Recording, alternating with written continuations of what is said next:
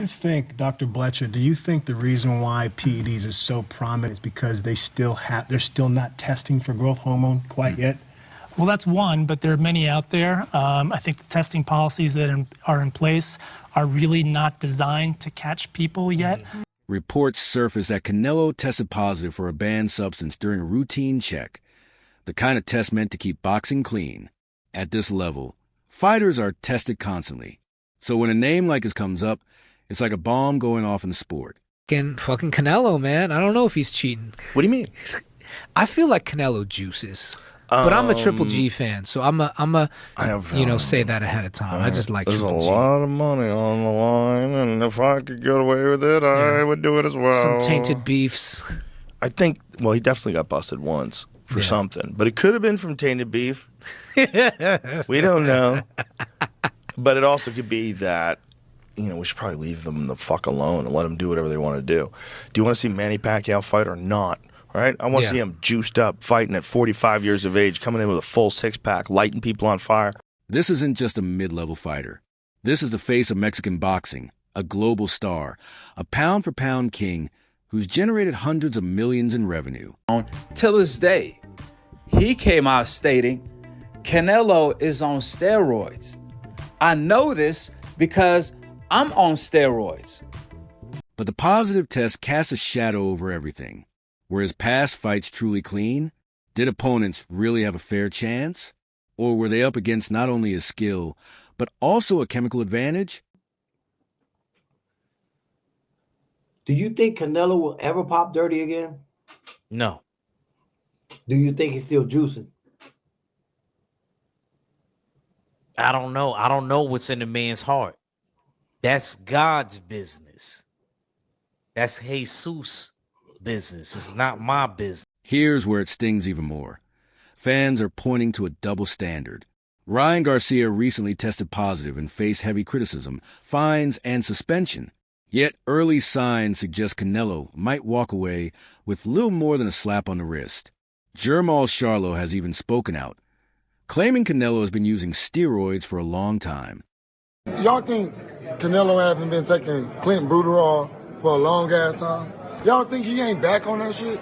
Or y'all think it was just in the state? Because I go to Mexico all the time. I'm from Houston, from Texas. I'm in Mexico all the time eating steak. I ain't never got popped.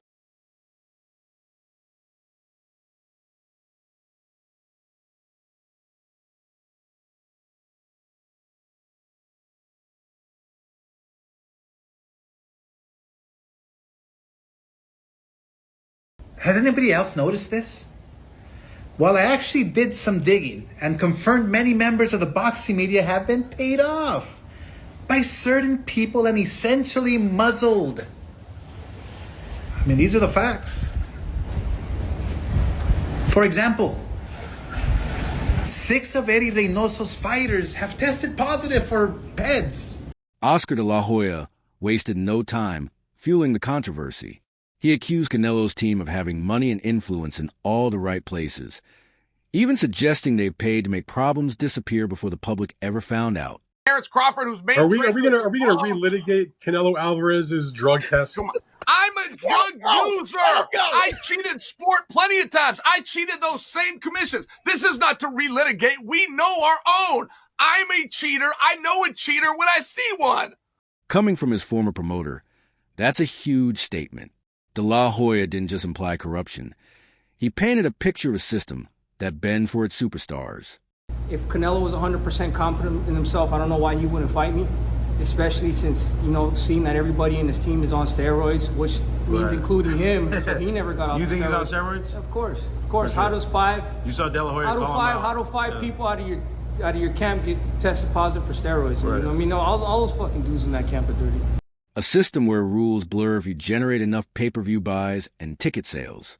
That idea has long fueled the anger of fans who say boxing has a favoritism problem. Even David Benavidez hinted that Canelo's physique and stamina don't seem natural. He didn't use the word steroids, but the implication was loud and clear. They talk all the crazy stuff about me going up and having a tough time, but he went up in weight and lost. That's the difference. I went up weight and won. He went up and lost. You know, so let's not do that, Canelo. Then there's Terrence Bud Crawford, the undisputed champ. He hasn't held back. Crawford and Canelo have traded words for years, with Bud accusing him of cherry-picking opponents and avoiding dangerous fights. Listen, however they rate me, it doesn't matter. At the end of the day, we got to fight, and I'm going to win the fight. It's simple as that. Can I ask you about if there's any rematch clause with this fight with Canelo? No, it's not. Is that something you pushed for? No, I didn't. And is any weight restrictions to the fight at all? No, it's not. A lot of fighters would like to put on a weight restriction to this type of fight. Why didn't you want to do that? Because I want him at his best. I don't want no excuses. I don't want no, reasons why, he didn't feel good or anything. I want him at his best. Now, with this positive test, Crawford's shots are landing harder than ever. He's saying this proves what he's argued all along, that Canelo isn't untouchable, and the hype has always had cracks. So we have two drug users that both lost. Two birds, one stone. But let's get to the point.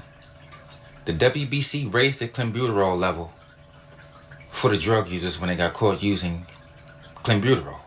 They raised the drug level, as you can see right here. The WBC is owned by Mauricio Suleiman, a fellow Mexican. They raised the drug level for two steroid users, and they suffered two losses. Two birds, one stone. Two birds, one steroid. Two birds, one steroid. I mean, what are you going to say now? It's crazy how people can be the best but be on steroids. Where? In any other professional sport, you will be banned, you'll be stripped, but in this sport, you can be using steroids and still be good. And when Crawford makes an accusation, he means every word. You could take a guy like Canelo, this guy could do, he can pick and choose who he want to fight. And I'm going to tell y'all the truth about Canelo. Easy, man. Cakewalk. Easy. Y'all sitting up here, y'all praising this dude. This dude was nothing. I was almost 40 years old when I cooked this dude. Easy. Y'all always disrespecting our fighters. Live only on DAZN, June 28th. Jake Paul versus Chavez Jr. Buy now at DAZN.com/boxing. Floyd Mayweather has also called Canelo overrated for years. Back in 2013, Floyd schooled him, and he's been reminding everyone of it ever since. Nice right hand by Mayweather off the jab. No dancing from Floyd Mayweather. Very low. Canelo goes low. But you see what Floyd was doing in the clinches. He had his open hand over the mouth of Canelo Alvarez.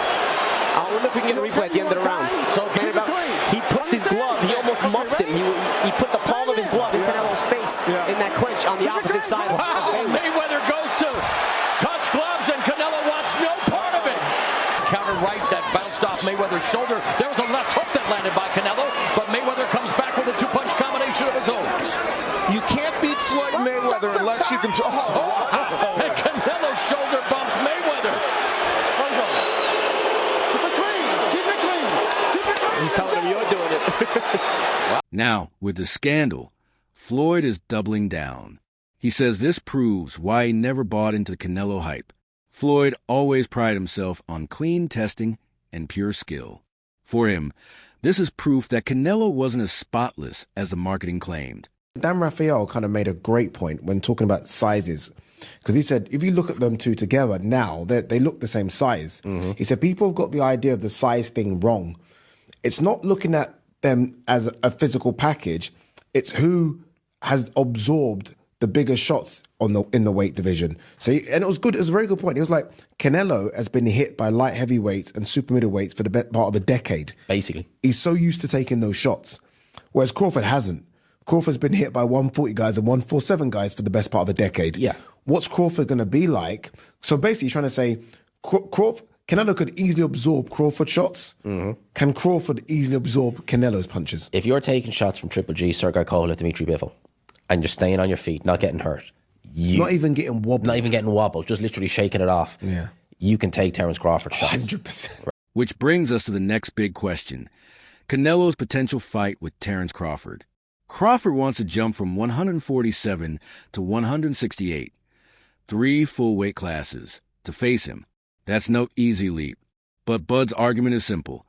If I'm clean and testing myself, why can't you? Of course, you know what I mean? Like I said before, this is the biggest fight in boxing.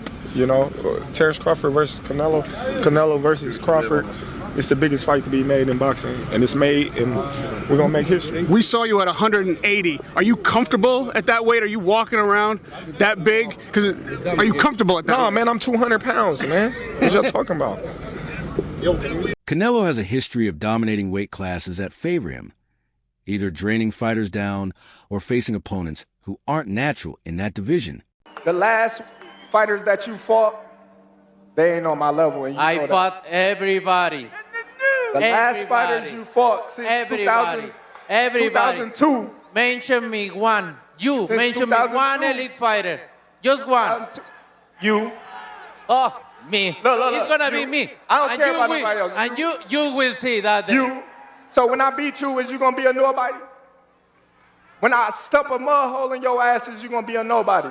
Same shit everybody else been saying since I moved to 147. I ain't fought nobody. Every last one of them stump a mud hole in their ass, and he gonna be next. Watch. Already proven pound for pound, is stepping up, and suddenly things go quiet.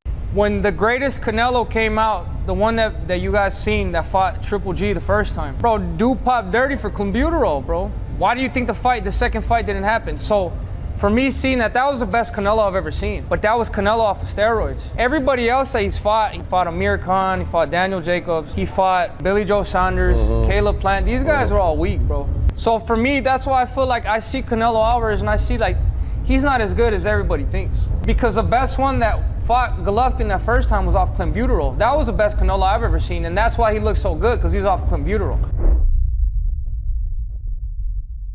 So what if this fight happens with both men clean? Bud is a master of timing angles and switching stances. He fights with a tactician's brain, but a brawler's heart. He made Spence look lost, forced Porter's father to stop the fight, and controls distance like few others can. So you gonna ask somebody that tested positive for steroids what they think about someone else testing positive for steroids? A friend, a fellow countryman, a fellow caveman, their fellow cave brethren. Canelo's strength lies in timing body shots and explosive counters. If Bud can survive the early rounds and keep moving, it becomes a true chess match. The longer it goes, the more it favors Crawford. But here's the issue. If Canelo is still enhanced, that's not boxing, that's not legacy, that's a rig game. The bigger concern isn't just Canelo, it's boxing's credibility. Fans already doubt judging, matchmaking, and sanctioning bodies. Now, if superstars can fail drug tests and still fight, the sport risks losing its legitimacy. Interview 17. Other fighters, Ryan Garcia, Dillian White, Gerald Miller, have all faced real consequences for failed tests. So why does it seem like Canelo might get a pass? Interview 18. And this isn't the first time.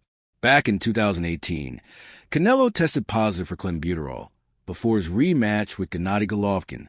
He blamed contaminated meat, served a short suspension, but fans never forgot. To up the protein content in the meat. And he's saying that what he had was contaminated meat because his training center is in Mexico and there's a problem with Mexican meat down there. He even issued a statement saying, quote, "I'm an athlete who respects the sport, and this surprises me and bothers me because it had never happened to me. I will submit to all the tests that require me to clarify this embarrassing situation, and I trust in the end the truth will prevail." So far, the fight with Gennady Golovkin is still on. He's still dead set on making that fight. Canelo says he's moving his training camp out of Mexico into the United States, where apparently... Let's not ignore the obvious. Canelo is a financial powerhouse. Promoters, networks, and sponsors all profit when he fights. That influence makes many believe the system will protect him at all costs. Gennady, you said that before the first fight you didn't believe that Canelo was clean. Why is that? I'm not thinking for him about just I saw, so many doctors sent me photos, just said, look, he's muscle, just injection to muscles, and he used, I don't know why his coach bring him just something like pills.